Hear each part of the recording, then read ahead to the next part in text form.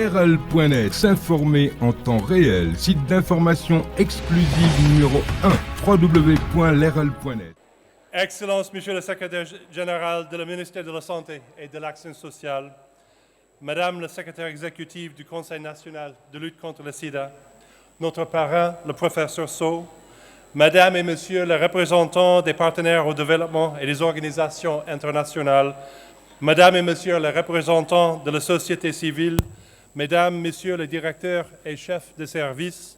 Mesdames, Messieurs, chers chercheurs, chers invités, chers jeunes, je suis désolé que le Toubab doit suivre ça, mais bon, je vais faire quand même mon discours tant que je peux. Avant tout propos, je voudrais, au nom de notre directeur exécutif de l'ONU-SIDA, M. Michel Sidibé, et mon nom propre, remercier le Sénégal pour avoir associé l'ONU-SIDA et la famille onusienne à cette importante conférence. C'est avec un grand plaisir et un grand honneur que je participe aujourd'hui à cette cérémonie officielle des Journées scientifiques sur le sida, dont le thème porte sur les 15 innovations pour atteindre les 3,90. Au nom de toutes les agences du système des Nations Unies, des agences coopérantes de l'ONU-SIDA, mais aussi au nom de tous les partenaires techniques et financiers appuyant la riposte nationale contre le sida, je voudrais vous remercier pour votre invitation à nous joindre à la dynamique « Vaincre le sida, un riposte pour tous », pour citer Madame la secrétaire exécutive du CNLS, Dr Safiatou Thiam. Permettez-moi également de vous présenter nos très sincères félicitations pour l'excellente organisation de cette seconde édition de Journée scientifique, ainsi que pour les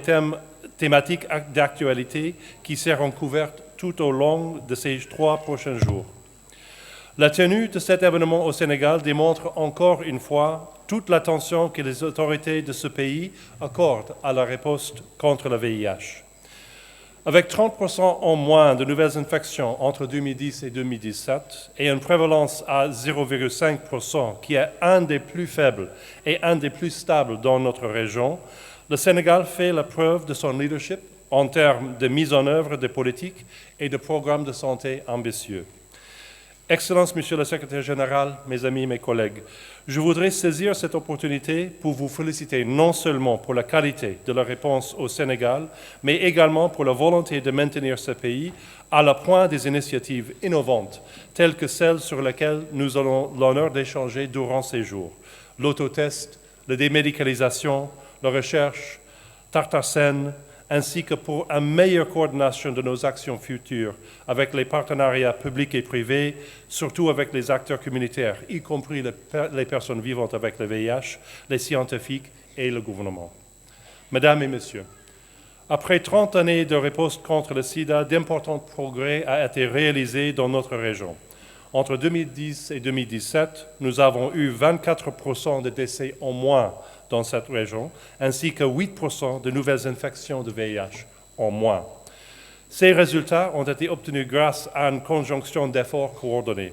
notamment des investissements financiers importants qui sont venus soutenir l'engagement politique renouvelé de nos dirigeantes pour atteindre le 3,90 en 2020.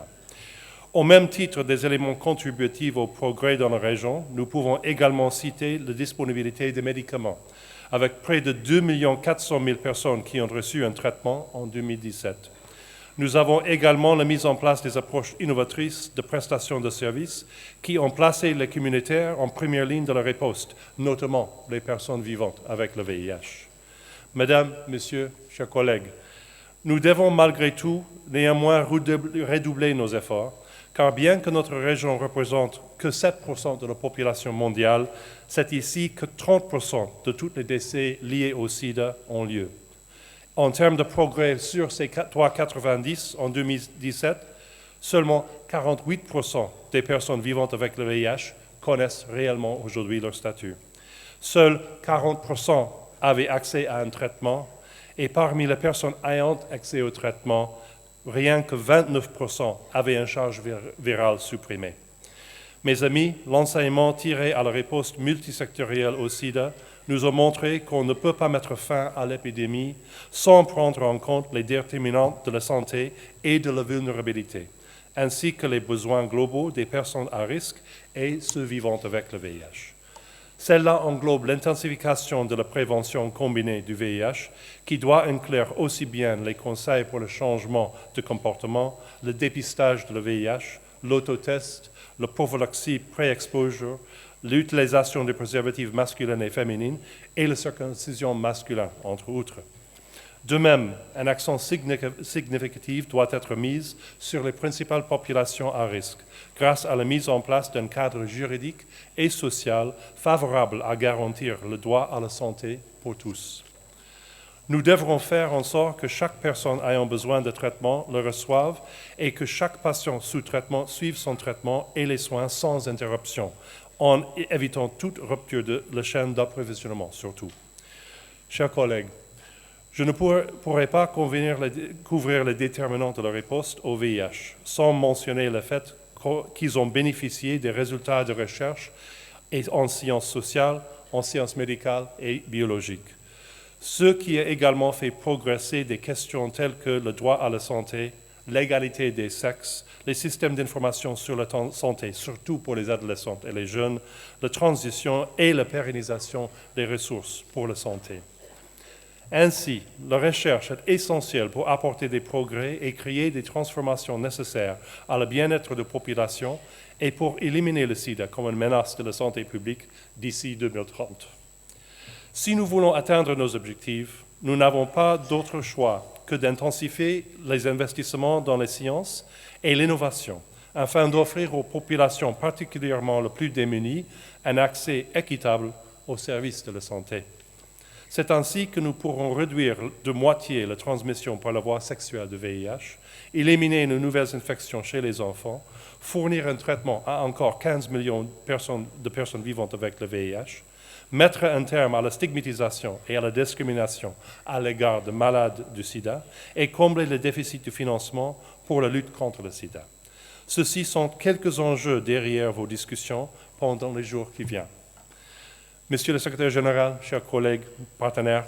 l'organisation de ces journées nous réconforte dans l'espoir que le Sénégal restera fidèle à sa tradition de formation des grands scientifiques pour continuer à apporter, comme dans le passé, une contribution majeure aux progrès qui permettront d'enrayer le sida comme problème de la santé publique d'ici 2030.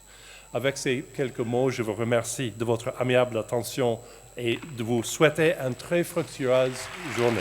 L'RL.net, s'informer en temps réel, site d'information exclusive numéro 1, www.lerl.net.